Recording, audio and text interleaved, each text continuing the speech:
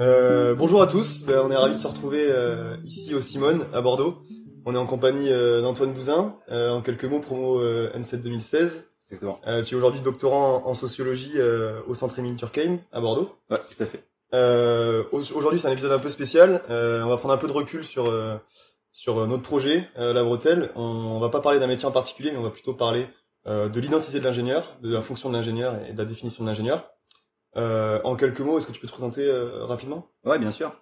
Donc, déjà, merci beaucoup pour votre invitation. Je suis ravi d'être là avec vous. Donc, moi, je m'appelle donc Antoine Bouzin. Donc, j'ai fait l'N7 entre 2013 et 2016 dans la filière donc hydraulique et mécanique des fluides, qui est devenue MF2E aujourd'hui. J'avais choisi en troisième année l'option génie de l'environnement, qui m'a permis de suivre en fait des cours transversaux à la fois, donc toujours à l'N7 évidemment, mais aussi à l'N7 et à l'NCA7.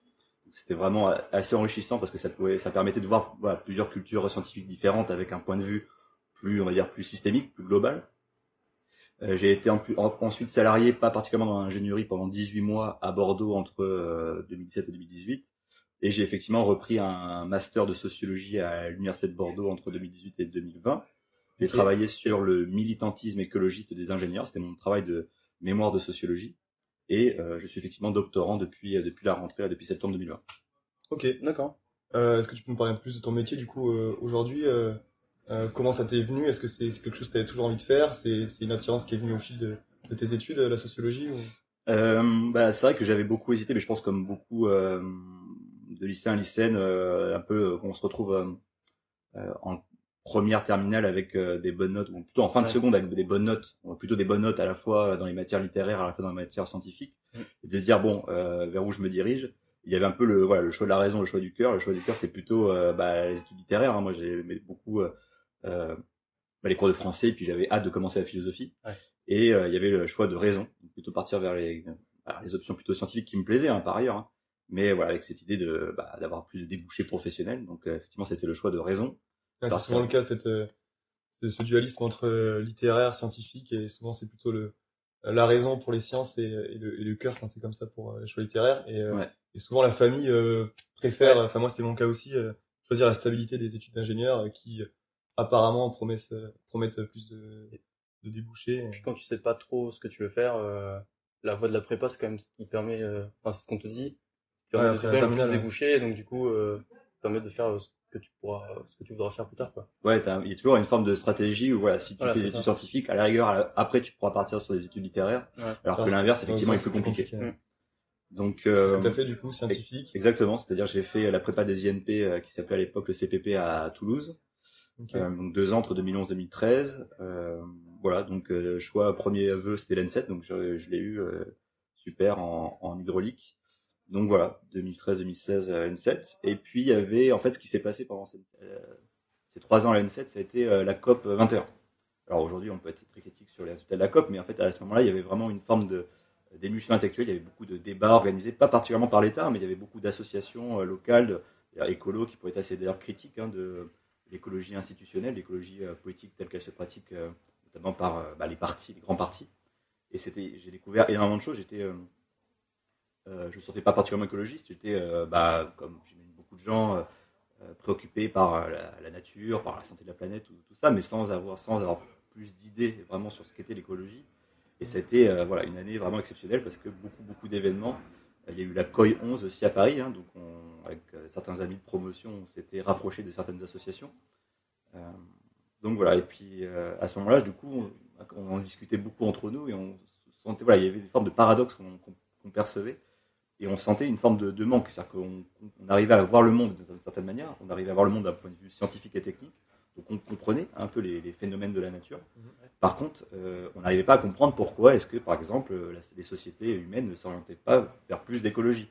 Quand on faisait les bilans, quand on s'intéresse aux enjeux énergie-climat, quand on découvre par exemple Jean-Marc Jancovici ou Philippe Biwix, on se dit bon, il se passe des choses quand même de graves. Comment ça se fait que la société ou que les personnels politiques effectivement comment ça se fait qu'il ne se passe rien en fait.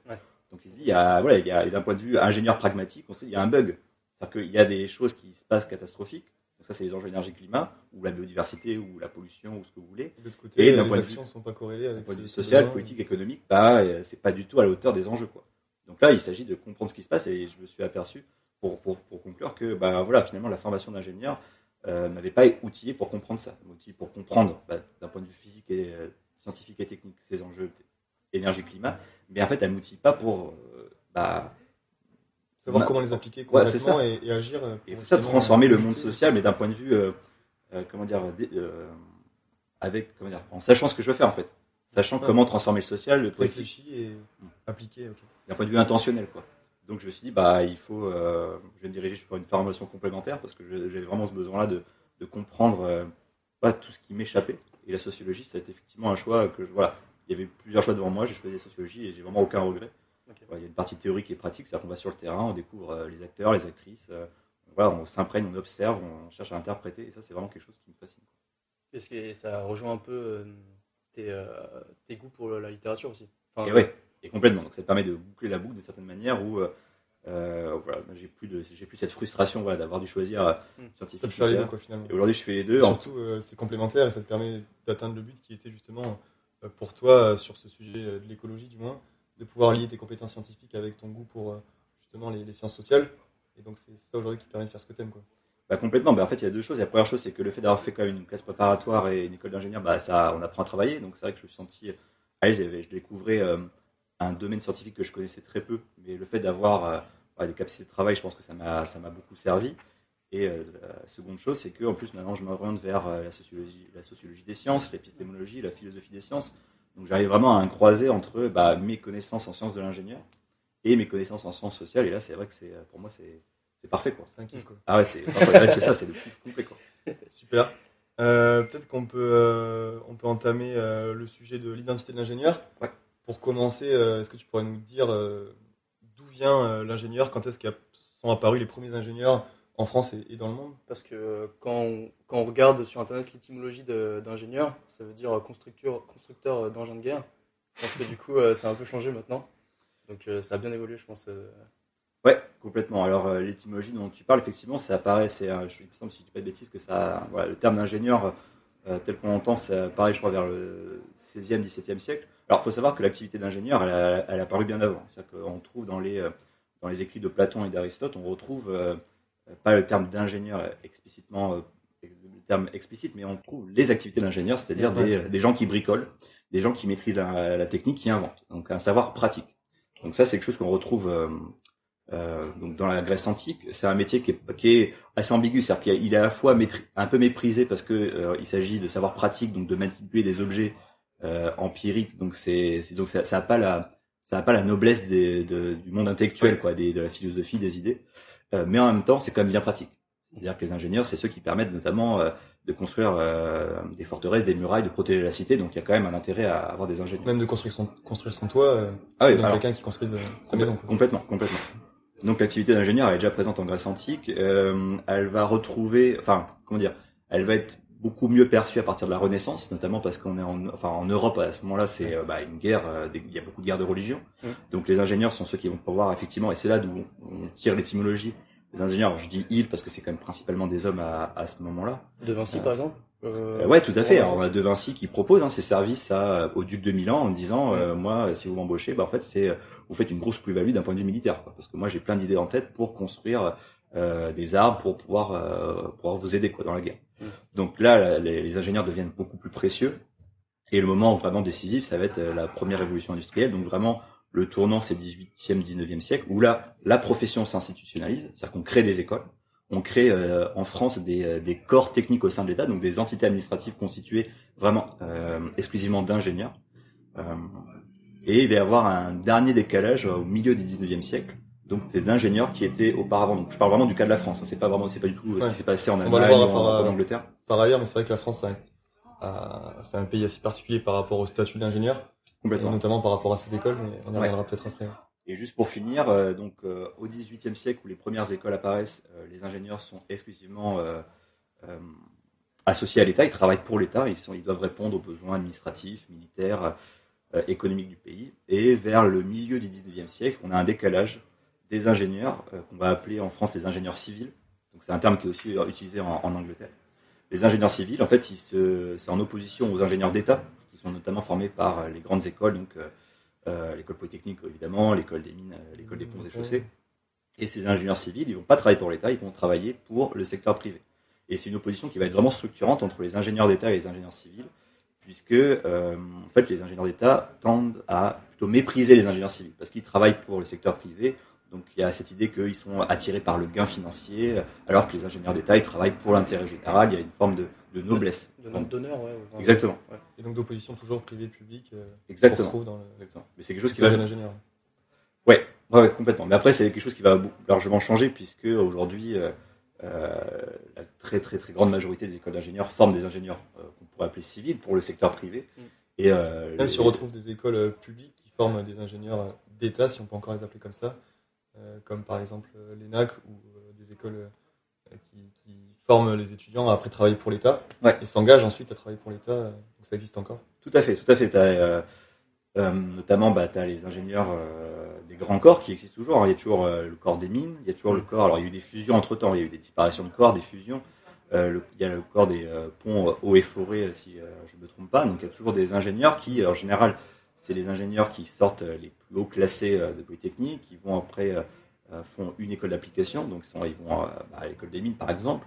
Il me semble que Jean-Marc Jancovici est un ex-mine, donc il a fait haut du classement. Ouais, donc en fait l'école d'application à la base c'était donc quand on sortait de Polytechnique, on allait se spécialiser dans un domaine particulier. Donc ça pouvait être des chaussées pour les grands travaux d'aménagement, ou ça pouvait être dans l'école des mines pour tout ce qui était effectivement travailler sur l'extraction du minerai. L'extraction du minerai, c'est un enjeu décisif pour l'État parce que ça vous permet de récupérer des ressources, ça vous permet d'être indépendant, ça lui permet même d'avoir des ressources économiques, de pouvoir vendre, donc de devenir vraiment une puissance, et ça permet de renforcer l'État, parce que c'est l'État qui gère ça. On fait vraiment un monopole en termes de compétences techniques, l'État obtient un monopole, donc c'est vraiment un enjeu. Ouais. Donc voilà pour ces ingénieurs. Mais ça existe toujours, mais aujourd'hui, si on prend en termes d'effectifs, les ingénieurs d'État sont extrêmement minoritaires par exemple aux ingénieurs qui travaillent dans le secteur privé. C'est l'évolution de l'ingénieur. Du coup, pour résumer, l'ingénieur, ça existe depuis un certain temps quand même.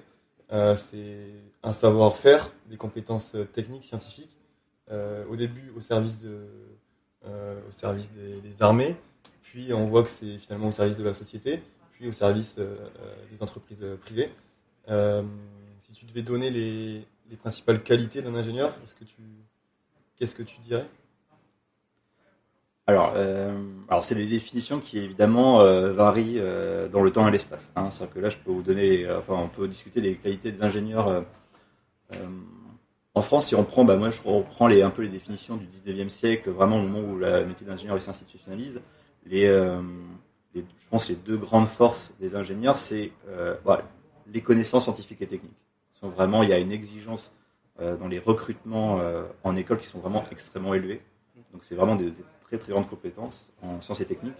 Et c'est également des fonctions de commandement. C'est-à-dire qu'on commande aux ingénieurs, alors je sais pas si je parle vraiment des qualités, je pense plutôt dans les fonctions, mais c'est vraiment un grand savoir, un savoir qui est certifié, qui est reconnu, et des fonctions de commandement. Alors aujourd'hui on dit plus trop commandement, on dirait plutôt management, mais moi j'utilise le vocabulaire vraiment de l'époque qui dure jusqu'à la seconde partie du XXe siècle, où ils sont là vraiment pour gérer la production, ils sont là pour gérer des équipes, notamment des équipes composées d'ouvriers et d'ouvrières. Ouais, donc commander des projets et commander des équipes. Exactement, c'est ça. D'où cette fonction. Okay. Et d'où le statut social prestigieux. C'est-à-dire que avant 1850, vous avez toujours les ingénieurs d'État et vous avez des techniciens spécialisés, des ouvriers spécialisés, notamment qui sortent du Conservatoire national des arts et métiers.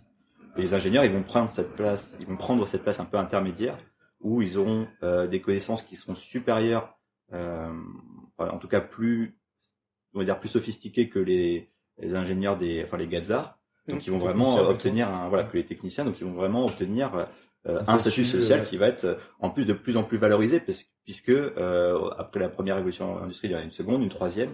Donc la place des ingénieurs dans ce contexte-là de bouleversement technologique majeur, ils vont obtenir une place vraiment décisive dans la société. Et aujourd'hui, j'ai l'impression qu'on a tendance à dire que l'ingénieur, c'est un peu le toutologue, le couteau suisse un peu dans la société. Il fait un peu tout, il doit s'adapter un peu à tous les environnements possibles. Qu'est-ce que t'en penses, toi, de cette définition de l'ingénieur ? On se rend compte que effectivement les activités d'ingénieur, elles varient aussi en fonction des transformations macroscopiques, ça veut dire l'organisation sociale, politique, économique, et l'ingénieur qui avait des fonctions beaucoup plus balisées au 19e siècle, où finalement les secteurs de production, il n'y en avait pas non plus pléthore. L'industrie. C'est ça, il y avait la métallurgie. Alors c'était quand même assez étendu, mais ce que je veux dire, c'est qu'on est ingénieur au 19e siècle, on travaille c'est ce qu'on va faire, dans la production, dans la métallurgie, dans la sidérurgie, au niveau du traitement du pétrole. Enfin, je veux dire, c'est quand même assez circonscrit. Aujourd'hui, effectivement, le métier s'est énormément diversifié, où il y a tout un tas de secteurs. Ça, c'est le métier d'ingénieur, c'est énormément aussi tertiarisé. Et puis vous avez beaucoup de fonctions différentes. C'est-à-dire que vous pouvez travailler en conseil, dans la recherche et développement. Vous pouvez être ingénieur commercial, manager. Enfin, vous avez vraiment donc. C'est d'ailleurs l'enjeu pardon, je te coupe de notre association, quoi. La Bretelle, on s'est dit que le but c'est bien d'aller à la rencontre de toute cette diversité de postes. Et donc, en effet, le métier d'ingénieur balaye différents postes et également différents domaines. Ce qui fait que le spectre est extrêmement large et ce qui d'ailleurs nourrit ce questionnement des étudiants sur qu'est-ce qu'un ingénieur. Parce qu'en fait, comme tu disais, à l'époque, quand on est formé à être ingénieur, on sait dans quoi on va travailler. Aujourd'hui, quand on est formé à être ingénieur, on sait pas forcément quel poste on va occuper et dans quel domaine. Et c'est extrêmement large. Et ouais, et effectivement, alors, mais moi, je vois pas ça vraiment, enfin, on peut en discuter évidemment, mais je vois pas forcément ça comme un problème. Enfin, en fait, en soi, le fait que ça se diversifie, j'ai envie de dire, tant mieux dans la mesure où ça peut permettre à des gens de pouvoir faire ce qu'ils ont envie de faire. Ouais, il y a plus de chances de trouver ton épanouissement. Exactement. Dans le monde d'aujourd'hui. On n'est pas enfermé, on a effectivement plus de possibilités. Donc, de ce point de vue-là, je trouve ça plutôt positif. Après, effectivement, le problème majeur, et je pense qu'on va y revenir, c'est de penser les métiers d'ingénieur et ce qu'on trouve en France. Contrairement, par exemple, à l'Allemagne, encore une fois, ou au Québec, où en France, il n'y a pas d'organisation professionnelle spécifique aux ingénieurs. Pour des raisons historiques, c'est-à-dire notamment qu'en France, les écoles d'ingénieurs ont un poids vraiment décisif et ont empêché finalement la construction d'organisations vraiment représentatives. C'est-à-dire qu'en fait, en France, les organisations qui ont plus de poids concernant les ingénieurs, c'est les alumni, c'est les associations d'anciens qui sont là pour promouvoir et soutenir les diplômés des écoles. Alors que vous avez, par exemple, au Québec, vous avez un ordre des ingénieurs, vous avez l'équivalent en Allemagne. Donc, l'avantage, c'est pas par fétichisme des organisations professionnelles, c'est que les organisations professionnelles, elles permettent notamment de réfléchir au métier et puis de structurer, d'avoir des espaces, des instances de débat, d'échange sur, effectivement, c'est quoi un ingénieur, c'est quoi le rôle social de l'ingénieur, c'est quoi le rôle professionnel de l'ingénieur, qui sont des questions qui, je pense, de tout temps sont absolument importantes, mais qui, en plus, dans des périodes d'urgence écologique, urgence sanitaire, de moments où on sent le besoin de mettre ses compétences techniques, ou du moins les compétences techniques des ingénieurs, au service de la société qui en a besoin, quoi. Ouais, voilà, c'est ça. On sent des transformations qui arrivent. En tout cas, il y a des choses qui vont, je pense, énormément bouger, les organisations sociales et politiques vont être bouleversées, et économiques évidemment. Et c'est un moment d'autant plus important pour réfléchir sur la place de l'ingénieur dans ce genre de société en transformation. Et malheureusement, il n'y a pas ces organisations professionnelles. Donc, on se retrouve effectivement avec un métier qui s'est énormément enrichi.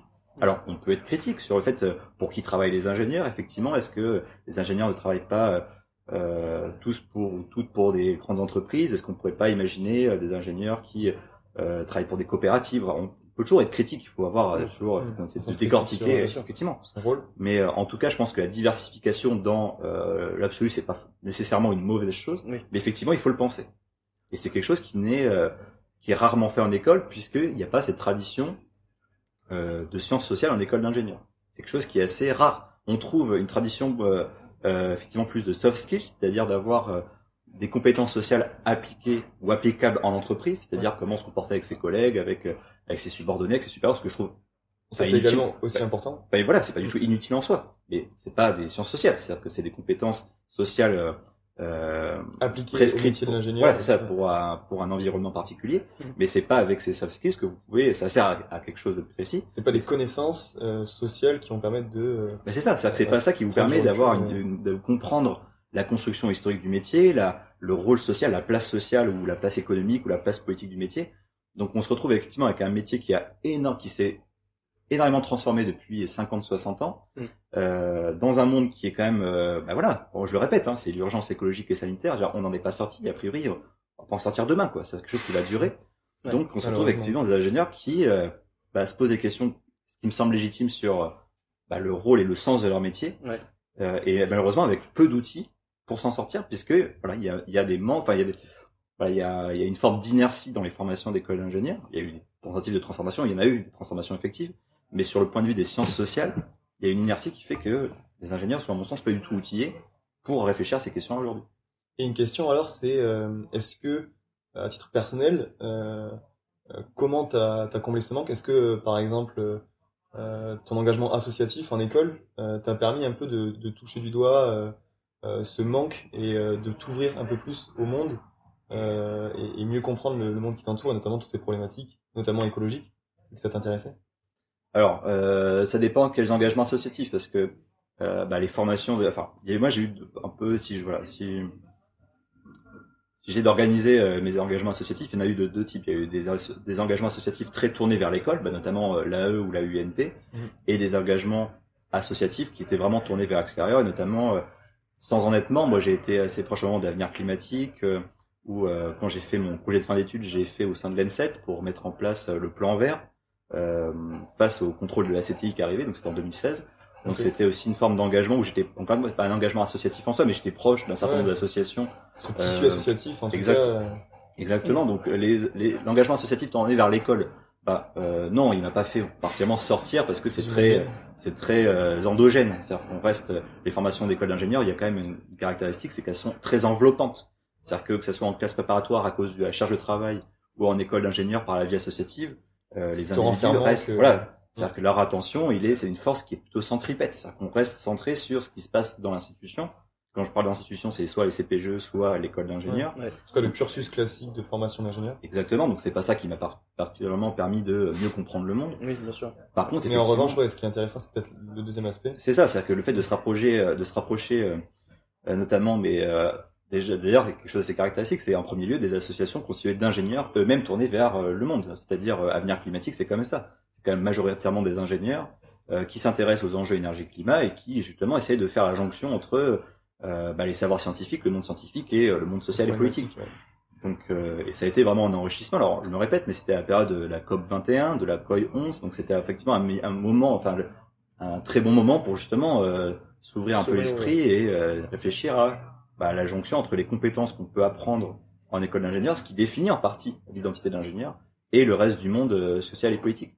Et c'est vrai que c'est notamment le fait de tenter en tout cas de mettre en place le plan vert, ça a été très très enrichissant puisque donc j'étais avec Clovis Bonnemaison, je le répète parce que je l'ai pas fait tout seul, et loin de là, mais on a été en relation avec énormément d'enseignants et d'enseignantes au sein de l'ENSET, avec des personnels administratifs. On a été en relation avec pas des élus, mais avec effectivement le tissu associatif local, c'est-à-dire des jeunes coopératives qui étaient parfois même qui avaient été lancées par des ingénieurs. Enfin voilà, donc le fait ça a été s'ouvrir le monde et dépasser un peu les schèmes technoscientifiques qu'on apprend en école, c'est-à-dire de dire on voit le monde que par qu'on définit, exactement le cadre cognitif où en fait on perçoit le monde, on le comprend par en fait nos connaissances scientifiques, ce qui est un mode de compréhension tout à fait légitime et pertinent, c'est pas ça, mais je pense qu'il faut le compléter par d'autres dimensions. Le monde, c'est pas que le monde fonctionne pas que par des équations scientifiques, quoi. Le comportement d'être humain, il peut pas se réduire à une équation scientifique coût-bénéfice.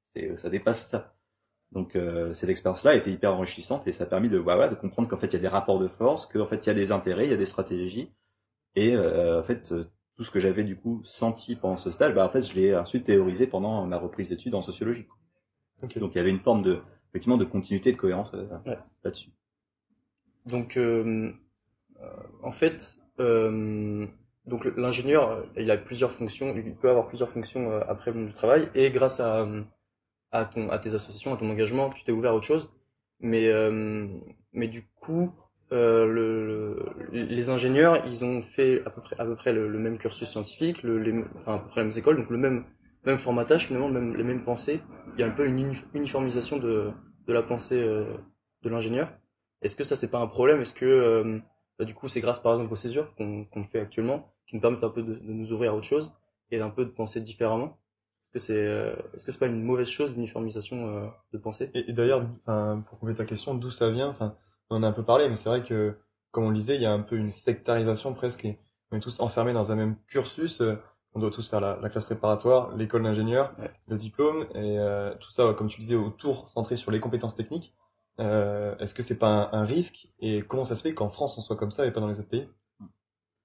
Bon, la première chose, c'est que sur effectivement l'uniformisation des pensées, je pense que c'est jamais une bonne chose en soi. Enfin, je veux dire, on pourra en débattre évidemment, mais je pense que c'est toujours intéressant d'avoir. Ouais, c'est ça. Je trouve que c'est intéressant de développer une pensée critique, ou en tout cas de se forger son propre avis. En fait, essayer toujours de se détacher de la doxa ou de la pensée qu'on peut entendre, qu'elle soit dominante ou qu'il soit la pensée de ses proches, de se faire son propre avis. Ouais.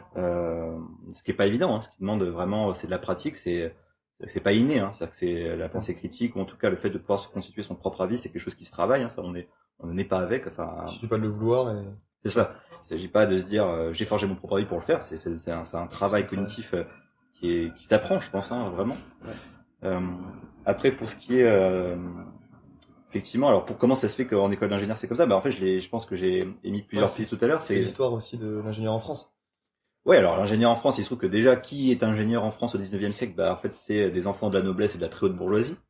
Donc c'est des gens qui sont pas forcément, donc c'est pas le commun des mortels, hein, c'est quand même une fraction de la population qui est assez réduite, hein. On est sur quand même des gens qui ont des origines sociales extrêmement élevées.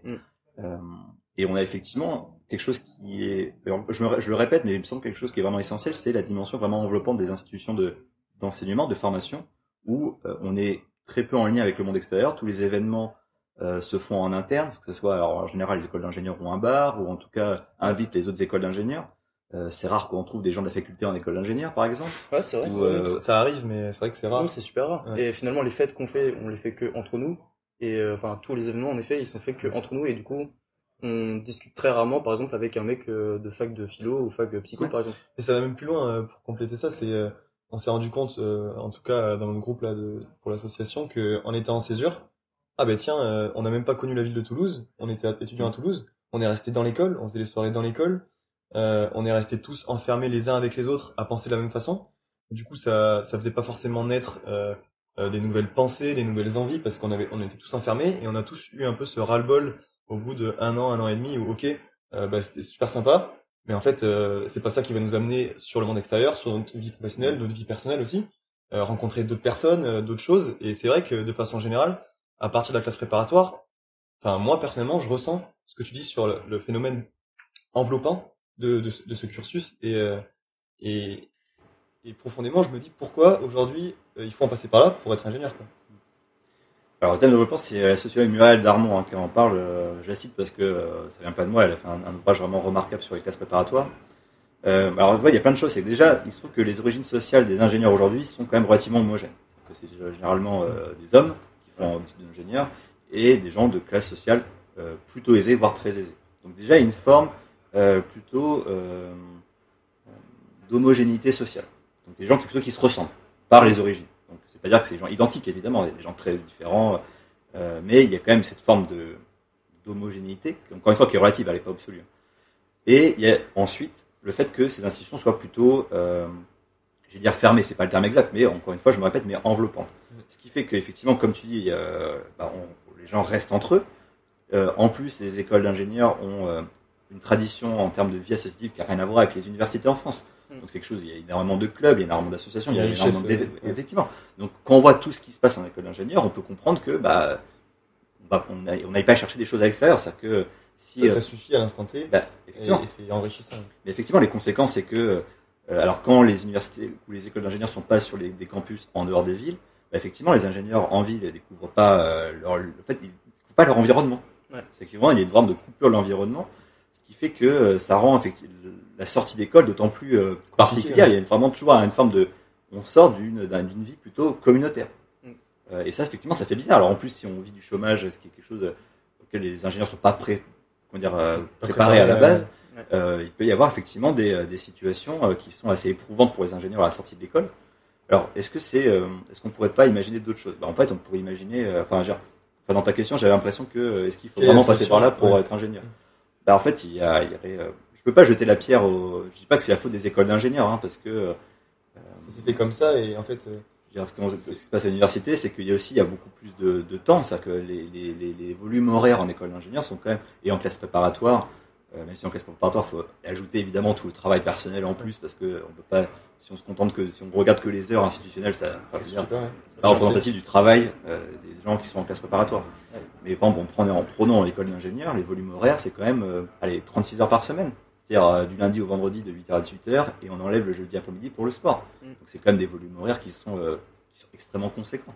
C'est-à-dire que moi, du coup, j'ai l'expérience de la faculté en master, et j'ai beaucoup travaillé en master. C'est ça que je me rends compte que j'ai pas moins travaillé en master de sociologie qu'en école d'ingénieur, parce que il se trouve que là, j'étais convaincu de ce que, enfin, je veux dire, j'étais très heureux de reprendre mes études, j'étais très assidu.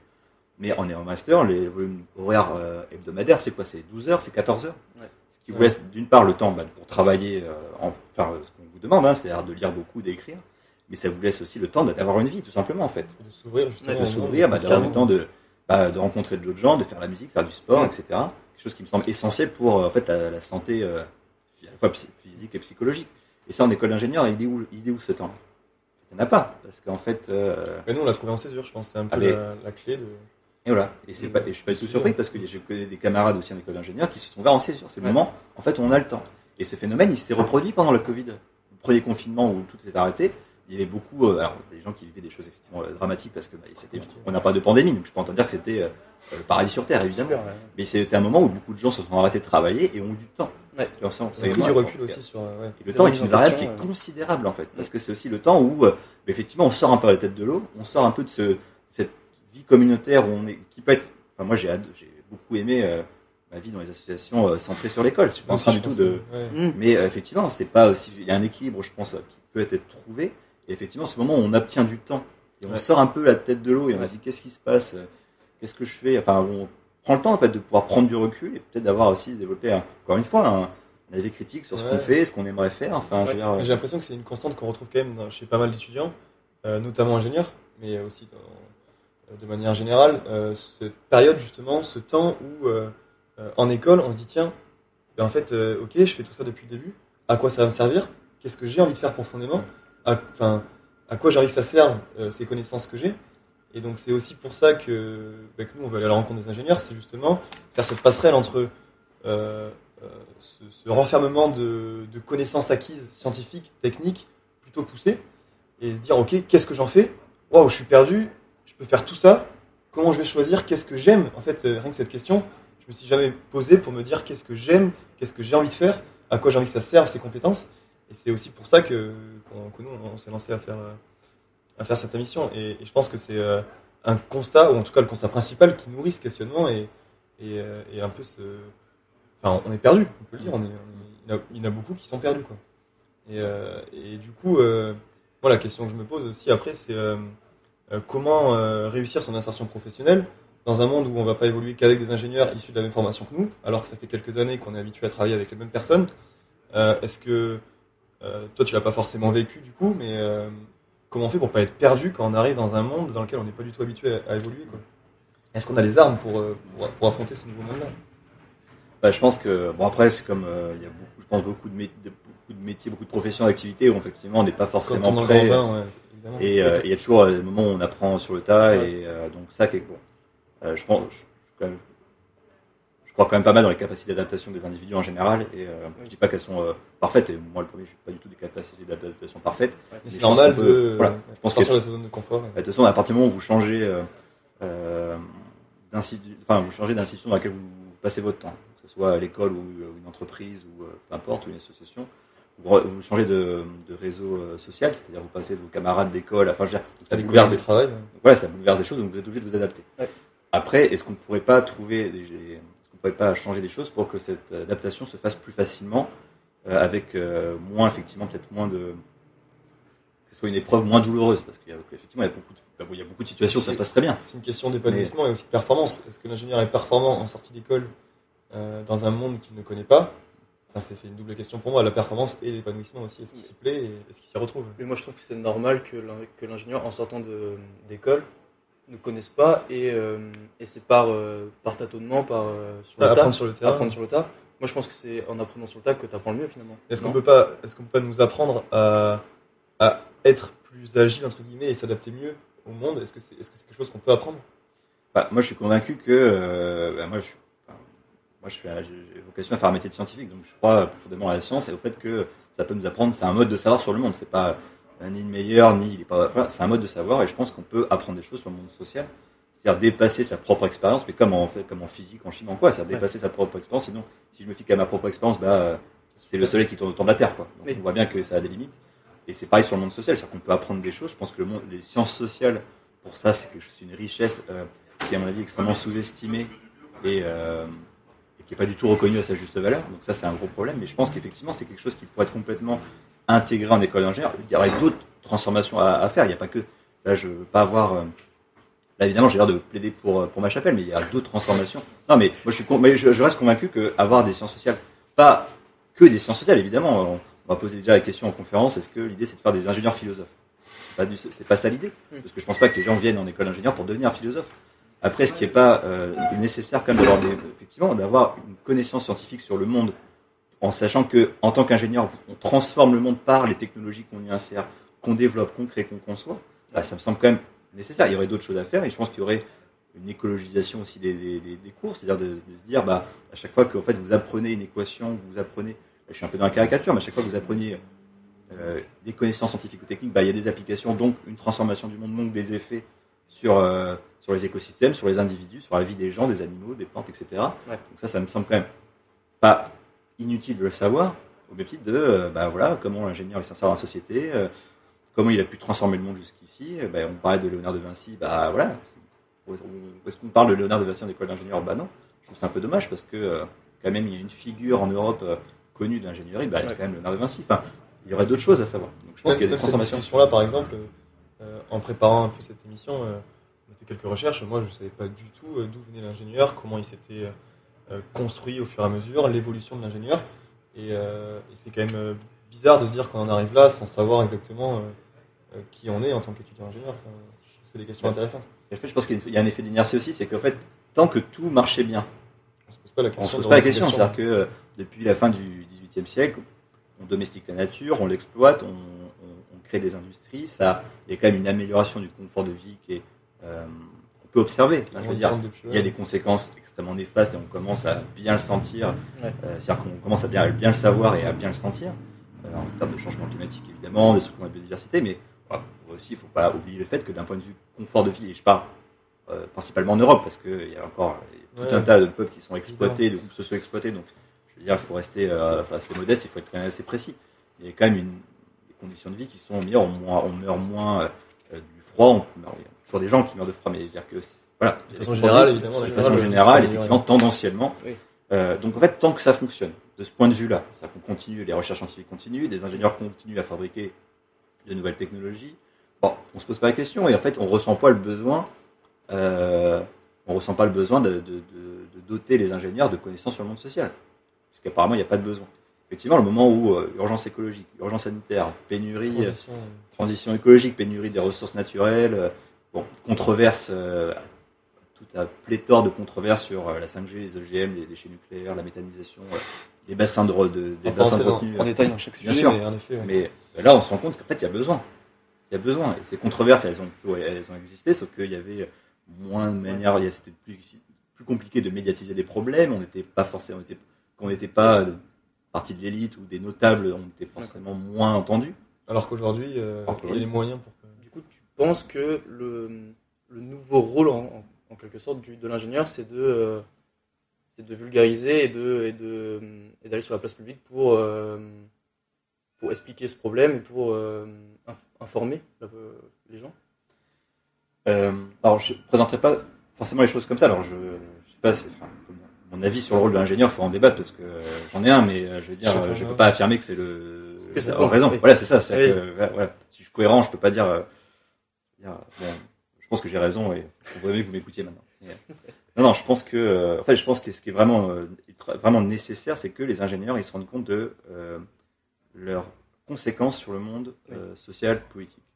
Je pense que c'est vraiment ça, en disant que en fait les sciences et les sociétés, parce que les ingénieurs sont quand même énormément formatés ou incorporent vraiment un ethos scientifique. C'est quelque chose qui vraiment caractérise les ingénieurs et ça on le trouve dans toutes les enquêtes où les ingénieurs entreprises ils se parlent avec le langage mathématique. Je caricature, mais en mode, on a des connaissances que ne comprennent pas forcément toute la population. C'est comme ça qu'on se reconnaît. On est un groupe. C'est une identité. Je ne vais pas faire de l'anthropologie du comptoir, mais c'est un peu, on se reconnaît aussi parce qu'on a des connaissances communes. Bon. Ouais.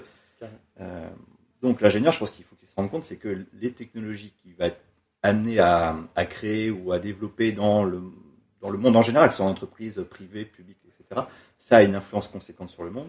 Donc il faut développer une forme d'éthique, de déontologie, en tout cas réfléchir à ça, d'en avoir bien conscience et se poser la question, maintenant en sachant ça, quel est le choix que je fais conscient? On peut plus se le cacher en disant ah ben non parce qu'on me l'a ordonné ou c'est parce qu'on me demande d'entreprise. C'est la responsabilité de l'ingénieur. Et je comprends qu'on me dise ça parce qu'effectivement les ingénieurs c'est plus le statut d'il y a 100 ans, ils sont maintenant en général dirigés par des managers, donc il y a aussi une question extrêmement pragmatique d'emploi. Enfin je veux dire en même temps si je fais pas ça je peux me faire virer, donc je suis pas en train de dire que c'est facile. Non, pas du tout. C'est pour ça que moi je suis sinon ça serait pas là et ça serait simple. Ah ben sinon voilà c'est ça, c'est que la solution a été retrouvée. Les ingénieurs auraient trouvé toutes les solutions à nos problèmes actuels. Et c'est pour ça que je parle d'organisation professionnelle, parce que pour moi c'est un mode d'organisation pour aussi faire porter une voix. Et c'est aussi comme ça que dans l'histoire de tout un tas de professions, il y a pu y avoir déjà des nouveaux acquis sociaux et puis aussi des transformations, notamment sollicitées ou voulues par les travailleurs et les travailleuses, parce que les ingénieurs et les ingénieureux sont du coup des travailleurs et des travailleuses. Donc je pense que le rôle de l'ingénieur, ça serait vraiment de prendre conscience de ça et puis moi je suis pour vraiment une démocratisation des technologies, parce qu'en fait qui développe, parce que il y a des propos extrêmement contradictoires dans l'univers médiatique ou politique institutionnelle où les technologies sont à la fois géniales et terribles, c'est beau et terrible à la fois. C'est mannequin quoi. C'est ça, et puis c'est hyper contradictoire. Et en général, les ingénieurs s'en font les frais parce que soit ce sont les méchants qui détruisent la nature, soit ce sont des génies qui vont, grâce au solutionnisme technologique, tout résoudre. Donc les ingénieurs, effectivement, on les entend jamais, on les écoute pas forcément, mais ils sont censés à la fois détruire la nature et sauver le monde. Donc c'est quand même une lourde tâche pour les ingénieurs, qui est d'un point de vue cognitif, qui est pas forcément évident. Comme ça, ça fait peur. Et non mais donc les ingénieurs, je pense qu'il est intéressant de se dire bah voilà nous nous on a des compétences scientifiques et techniques, donc nous on peut transformer le monde, on peut faire un certain nombre de choses. Il y a des limites du savoir, je pense qu'il y a plein de choses qu'on ne sait pas et qui sont très compliquées à faire. Donc je suis pas dans le délire où la technologie pourra tout faire un jour, c'est vraiment extraordinaire. Elle peut faire beaucoup de choses, de plus en plus. Mais dire bah voilà maintenant on sait faire ça, donc on a ce potentiel à la transformation du monde. Maintenant qu'est-ce qu'on fait? Et je pense que ça du coup comment on s'en sert? C'est ça exactement. De quoi on a besoin? Et voilà, et qui décide? Les ingénieurs ont une voix, à mon avis, au chapitre qui est pas prise en ce moment. Je pense que les ingénieurs, ils sont inaudibles dans le monde social, médiatique. C'est vrai qu'on les a un peu plus entendus, notamment avec la crise du Covid. Au journal TV, on parlait souvent de les scientifiques disent que, et donc peut-être que ça a ramené un peu la place du moins la responsabilité de l'ingénieur pour apporter cette expertise technique au service d'une cause qui aujourd'hui est beaucoup la crise du Covid, mais c'est vrai qu'à part ça, on n'a pas forcément notamment en politique, on n'entend pas forcément des exemples, des citations ou l'utilisation de l'expertise d'un ingénieur ou d'un scientifique pour prendre des décisions. C'est quelque chose qu'on entend peu finalement. Non, parce que les ingénieurs ont jamais été formés. Enfin, on dit pas aux ingénieurs vous avez quelque chose à dire en fait. Vous êtes là pour appliquer ce qu'on vous apprend. Vous êtes payé pour ça en général. En général, vous êtes en plus pas trop mal payé pour ça. Mais voilà, on dit pas aux ingénieurs en fait, ça sera quand même à vous de prendre la parole pour aussi parler aux gens. D'aller plus loin qu'appliquer vos connaissances et les appliquer pour une cause soit politique, sociétale ou autre. Ouais, et même tu vois sans dire on défend une cause d'un point de vue militant, même si je pense qu'on défend tous des causes. Mais de dire voilà en fait je transforme le monde. Donc de fait, et je dis pas ça juste avoir conscience. C'est juste de son impact. C'est factuel en fait, c'est un constat à fait, c'est qu'en fait les sciences et techniques transforment le monde, c'est-à-dire qu'on transforme notre quotidien, ça me semble quand même assez évident. Donc voilà, devant cette forme de transformation qui a des potentialités très intéressantes à la fois catastrophistes, qui fait peur, mais qui d'effondrement, tout ça. Donc il faut qu'on en décide collectivement, parce qu'en fait on parle de la vie de tout le monde en fait. On parle de la vie de tout le monde, et en fait qui décide aujourd'hui des orientations technologiques? Bah c'est les marchés. C'est les marchés, donc c'est les technologies qui sont le plus rentables à l'instant T. Elles sont, je dis à l'instant T parce que aujourd'hui les énergies fossiles sont très très rentables, mais à quel prix? Enfin, je veux dire que la rentabilité d'aujourd'hui c'est le désastre de demain. Donc c'est les conséquences. Est-ce que on veut vraiment confier les développements technologiques ou les orientations technologiques au marché? Bah je pense qu'il faut en discuter en fait, parce que c'est pas si sûr que ça. C'est pas si sûr que ça. Et dans ces questions d'orientation technologique, les ingénieurs, ils ont énormément de choses à dire. Et je le vois dans un certain nombre, le fait que vous posez ces questions sur la définition d'ingénieur ou sur le rôle de l'ingénieur, c'est bien un signe que voilà, l'ingénieur il a peut-être un autre rôle à jouer que ce à quoi on le cantonne depuis 100 ans. Et je vois dans un certain nombre d'associations, je pense à Ingénieurs Engagés ou Ingénieurs Sans Frontières, où voilà, il y a à se dire, en fait finalement on peut faire plein de choses. Mais en fait, comment mettre nos compétences au service des choses qui nous semblent éthiquement nobles ou éthiquement faisables ou intéressantes, pertinentes. Bon, mais c'est des questions voilà qui sont. On a bien débroussaillé le sujet. J'espère qu'on a perdu personne. Je propose qu'on fasse une petite question. Petite pause, ouais. Pose des questions. Ouais. Le principe du coup c'est simple, c'est que tu pioches une question dans le verre, tu te la poses à toi-même et puis tu essaies d'y répondre. Très bien, c'est de l'autogestion ouais, c'est ça. Des questions. Suspense. Alors je vous la lis. Depuis quand date ton envie d'être ingénieur? Du coup pour quelqu'un qui n'est pas ingénieur à proprement parler, c'est non, je suis très heureux de tomber sur. Est-ce que déjà tu te définis comme ingénieur aujourd'hui? Oui, en fait ça a été assez bon là c'est je sais pas si ça en gros effectivement à la fin de l'école j'ai eu sentiment du coup j'étais perdu, j'étais pas certain du tout d'être ingénieur parce que j'avais une vision qu'aujourd'hui je m'en suis beaucoup éloigné, mais à ce moment-là j'avais une vision extrêmement dichotomique où il y avait soit être ingénieur c'est travailler pour une multinationale, donc travailler pour le capital et dans des conditions genre open space, bon des choses un peu être exploité quoi hein, pour une grande entreprise avec des conséquences sociales et environnementales qui peuvent être largement critiquées. Ouais. Soit c'était être ingénieur dans un bureau d'études, donc il y avait le moins côté multinational, mais c'était avoir un volume horaire de 60 heures. Et même si je pense qu'aujourd'hui je passe au moins 60 heures au travail, j'étais pas certain de me dire j'ai bossé 60 heures pour quelqu'un, pour des projets sur lesquels je suis même pas forcément convaincu. Donc je m'étais vraiment éloigné, je me définissais pas du tout comme ingénieur, je me sentais même plutôt un peu opportuniste quoi, j'ai le titre mais finalement est-ce que je suis vraiment qualifié, est-ce que je suis vraiment bon mais t'avais pas eu l'idée de finalement d'aller dans ces grandes compagnies, de ces grandes entreprises pour finalement changer les choses à l'intérieur? Enfin t'avais pas c'était naïve un peu de j'ai pas ce courage là en fait, j'avais connaissé des gens qui étaient complètement pour ça, qui le font d'ailleurs et je suis admiratif d'avoir ce courage-là. Moi, je l'ai pas. C'est pas ton projet de vie de passer du temps à ça. Je me disais, mais en fait, la vie est courte. Est-ce que j'ai envie de travailler, passer des années? Alors, il y a des stratégies qui peuvent vraiment être établies, changer d'intérieur ou économiser suffisamment pour ensuite partir sur d'autres projets. Ce sont des stratégies qui se défendent. Voilà, c'est ça, c'est légitime. C'est pas celle que j'ai choisie parce que je me disais, je me sens pas le faire. En fait, je me sentirais pas du tout légitime et je me dis quel sens à ça, mais en fait, est-ce que je vais vraiment faire ça de ma vie? Qu'est-ce que je vais apporter? Si je peux apporter quelque chose, qu'est-ce que je peux apporter? Et la question sous-jacente, c'est, t'as eu un diplôme d'ingénieur. Aujourd'hui, quand on dit je suis ingénieur, il y a un peu deux définitions. C'est, j'ai été diplômé d'une école d'ingénieur, où j'ai un job aujourd'hui qui correspond à un poste d'ingénieur. Donc on peut très bien être ingénieur sans en avoir le diplôme, et à l'inverse, être diplômé d'ingénieur comme toi, et sans se considérer comme ingénieur dans son job de tous les jours. Alors, oui. Alors, il se trouve qu'aujourd'hui, quand on recrute, on est sur pareil, on est sur le contexte spécifique de la France qui est pas, peut-être rien à voir avec les pays anglo-saxons où là, ça passe par une formation universitaire. Le statut d'ingénieur a jamais été aussi prestigieux qu'en France parce que les ingénieurs ont pas ont jamais été hauts fonctionnaires. Enfin, il n'y a pas eu rien à voir avec la France.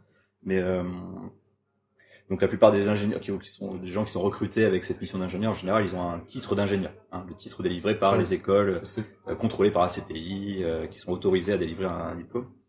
Donc, mais aujourd'hui, je me sens en fait ingénieur parce que en fait, la question c'est qu'est-ce qu'un ingénieur? On revient toujours à cette question et je me dis j'ai fait le cursus d'un ingénieur ou d'une ingénieure, j'ai acquis un certain nombre de compétences. Alors, le fait de moins les utiliser, il y a des choses qui se perdent évidemment, mais il y a tout un mode de raisonnement et puis moi je le vois avec mes recherches en sociologie, c'est que je fais des analogies avec l'hydraulique très souvent, où super intéressant, je pense des effets de seuil, où je pense à tout un tas de mécanismes. Donc je me sens bien ingénieur quand même. Mais voilà, je suis très heureux d'avoir cette double casquette parce que ça me permet de m'épanouir, de voir le monde à la fois d'avoir ce raisonnement scientifique et technique en disant tout n'est pas possible et puis il faut quand même raisonner en termes de input, output, il faut qu'on réfléchisse au bilan, comment ça se fait. Et en même temps, ce point de vue plus social où Donc voilà, donc pour répondre à la question, donc depuis quand j'étais assez excité d'être ingénieur effectivement au lycée, même si j'avais fait quand même j'étais un peu triste de pas avoir poursuivi en littérature, mais j'étais assez excité parce qu'il y avait cette dimension où ingénieur sans savoir précisément ce que c'est, on se dit on va pouvoir un peu changer le monde un peu, il y a un côté un peu géo trouve tout quoi, j'ai inventé des trucs et tout. Donc je pense que en terminale, j'étais assez excité à devenir ingénieur et aujourd'hui vraiment aucun regret. Voilà, il y a eu ce moment un peu un peu de flottement entre la fin d'école et la reprise du master. Ouais, il a fallu construire un nouveau projet professionnel parce que se lancer dans l'inconnu aussi pour toi. Ouais, totalement, mais aucun regret parce que j'ai rencontré que ce soit des camarades de promotion avec qui je suis toujours très très ami, très lié, ou des gens qui travaillent, des enseignants, des enseignantes, des personnels administratifs avec qui je suis extrêmement entendu, je suis toujours en contact, et voilà, donc ça a été des rencontres quand même extraordinaires et aucun regret quoi. Aujourd'hui, j'ai pas la trajectoire classique d'un ingénieur N7 ou d'une ingénieure N7. Mais voilà, je suis très content de ça. Ouais, c'est ça, j'apporte, je me dis, ça me montre aussi que d'autres choses sont possibles, en fait. C'est hyper inspirant, rien que pour nous, là, de t'avoir rencontré, moi, je trouvais ça hyper intéressant de te mettre en lumière parce que, du coup, évidemment, quand on poste ingénieur en sortie d'école, on pense pas à un sociologue. Donc, c'est intéressant. Mais j'ai l'impression quand même être un peu à un pôle du spectre, quoi. Je peux pas, on peut exclure personne, c'est-à-dire que quelqu'un qui est diplômé de l'N7, peu importe d'une école d'ingénieur en général, peu importe son métier, ça veut dire qu'en sortie d'école, on peut faire ce métier. C'est ça qui est intéressant aussi. Complètement. Et je veux dire, je suis pas en train de dire aux gens, aux ingénieurs, faites sociologue. Si vous avez, si vous avez c'est le conseil. La vocation, non, mais c'est-à-dire que si elle a la vocation de partir dans les sciences sociales et de devenir universitaire ou chercheur, chercheuse dans un autre domaine, je veux dire, mais foncez. Je suis d'accord que c'est possible. Oui. Mais ce que je veux dire, c'est que je pense que l'équilibre, c'est en tout cas dans cette quête ou ce besoin que je ressens, et tant mieux parce que j'ai ressenti le même en école, d'en savoir plus sur l'identité de l'ingénieur et puis quel rôle tenir, qu'est-ce que je vais apporter, au service de quoi je vais mettre mes compétences. Je pense qu'on n'a pas besoin de devenir sociologue pour ça. Je pense qu'on peut lire des ouvrages, on peut trouver le temps. C'était aussi la métrique intéressante. Prendre le temps et trouver le temps pour et se poser des questions. C'est ça. C'est se poser des questions et puis le fait d'en discuter. Déjà le fait d'en discuter entre vous, de monter la bretelle ou c'est aussi une instance d'échange. Et ça je trouve ça vraiment je trouve ça extraordinaire. Ça commence ça commence par ça en fait. Et puis effectivement lire, rencontrer des gens en discutant.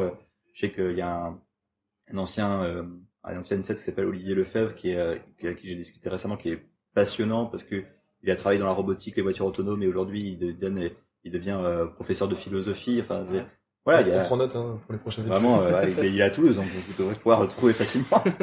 J'ai vu, il y a une capsule vidéo sur LinkedIn, vous êtes sur les réseaux, donc vous pouvez trouver vraiment, il raconte son parcours, c'est hyper intéressant.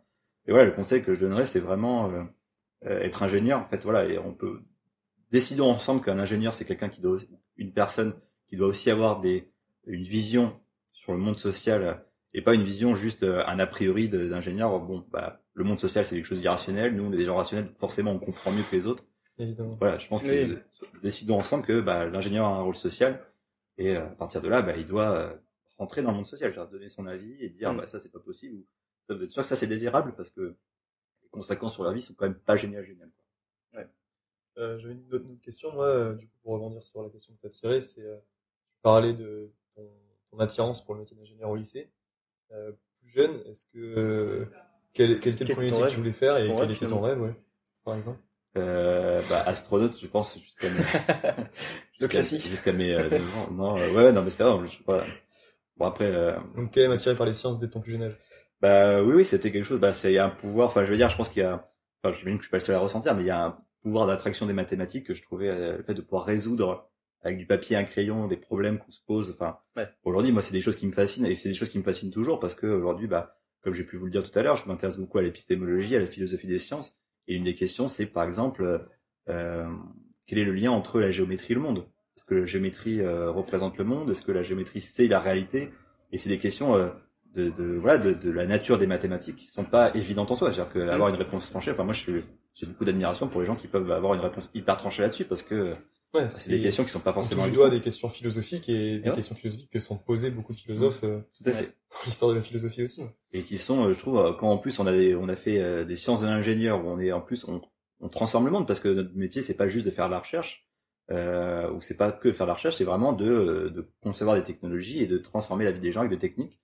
Donc se poser la question entre la nature des sciences qu'on pratique et la réalité ou le monde en général, je trouve que c'est des questions qui je trouve assez fascinantes. Donc je retrouve aujourd'hui, et c'est pour ça que je suis très heureux, une forme de la boucle est bouclée, quoi. C'est-à-dire que des interrogations de jeunesse, d'enfants en fait, que je peux travailler aujourd'hui de manière plus théorique et plus approfondie.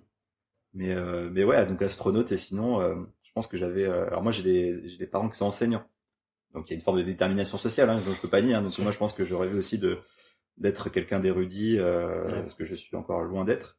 Mais voilà, je rêvais d'être érudit, et je pense d'être professeur d'université en fait. Okay. D'apprendre des trucs et de pouvoir enseigner en disant bah voilà, je vais vous expliquer ce que j'ai appris. Je pense que c'est un peu aussi un rêve d'enfant quoi. Et voilà, je pense que c'est aussi d'être très déterminé par le modèle parental. Et à l'inverse, où est-ce que tu te vois dans 10-20 ans? Enfin, est-ce que tu feras le même métier? Est-ce que c'est difficile à répondre, boucler, quelle boucle tu vas quelle boucle tu vas reboucler?